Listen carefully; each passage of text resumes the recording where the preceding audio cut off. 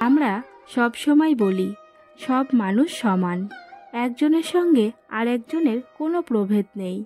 কার্যক্ষেত্রে কখনোই সেরকম দেখা যায় না। শুধু শেষ সময়ে মৃত্যুর কাছাকাছি এসে সব মানুষ এক হয়ে যায়। সঙ্গপ্রিয় মানুষের জন্য নিঃসঙ্গতার শাস্তি কঠিন শাস্তি। এই শাস্তি মানুষকে বদলে দেয়।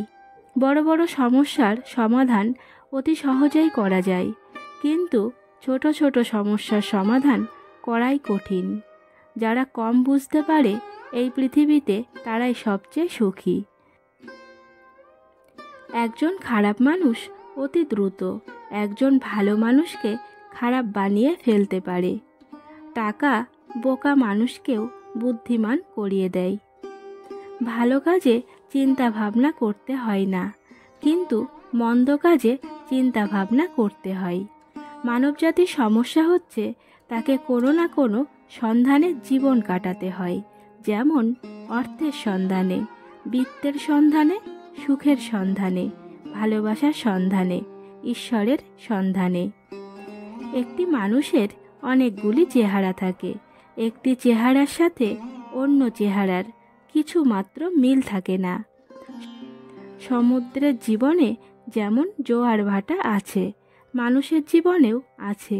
মানুষের সঙ্গে এই জায়গাতেই সমুদ্রের বড় মিল। অধিকাংশ মানুষই কল্পনায় সুন্দর, অথবা সুন্দর দূর থেকে। কাছে এলেই আকর্ষণ কমে যায়। মানুষের সম্পর্কে যত কম জানা যায় সে তত ভালো মানুষ। মধ্যবিত্ত পরিবারের মানুষগুলোই ধরনীর আসল রূপ দেখতে পায়। তুমি একটা খারাপ কাজ করেছো, তার মানে তুমি একজন মানুষ। তুমি সেই কাজের জন্য অনুতপ্ত, তার মানে তুমি একজন ভালো মানুষ। আবেগ লুকাতে হয়। অতি আবেগ মানুষকে সামনে এগোতে দেয় না। করুণা এক ধরনের ভালোবাসা, তবে তা ক্ষতিকারক ভালোবাসা। এই ভালোবাসা মানুষকে অসুস্থ করে দেয়। আমরা কাউকে হারাতে চাই না, কিন্তু সবাইকেই হারাতে হয়। সারা জীবন পাশাপাশি থেকেও এক সময় একজন অন্যজনকে চিনতে পারে না। আবার এমনও হয় এক পলকে দেখায় একে অন্যকে চিনে ফেলে। জীবন সহজও নয়, জটিলও নয়। জীবন জীবনের মতো। আমরাই একে জটিল করি, সহজ করি।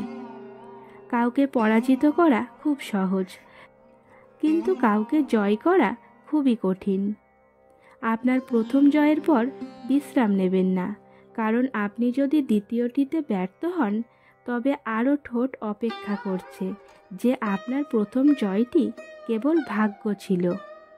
চিন্তা হলো মূলধন, উদ্বেগ হলো পথ, পরিশ্রম হলো সমাধান। মানুষের জীবনে অসুবিধার প্রয়োজন, কারণ সাফল্য উপভোগ করার জন্য সেগুলি প্রয়োজনীয়।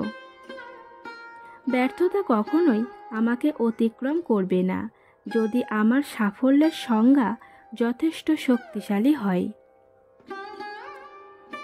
আপনি দেখেন, ঈশ্বর শুধুমাত্র সেই লোকগুলোকেই সাহায্য করে যারা কঠিন পরিশ্রমী।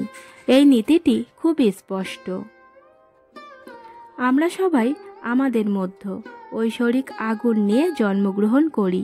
আমাদের প্রচেষ্টা হওয়া উচিত সেই আগুনকে ডানা দেওয়া এবং এর মঙ্গলময়তার আভায় বিশ্বকে পূর্ণ করা।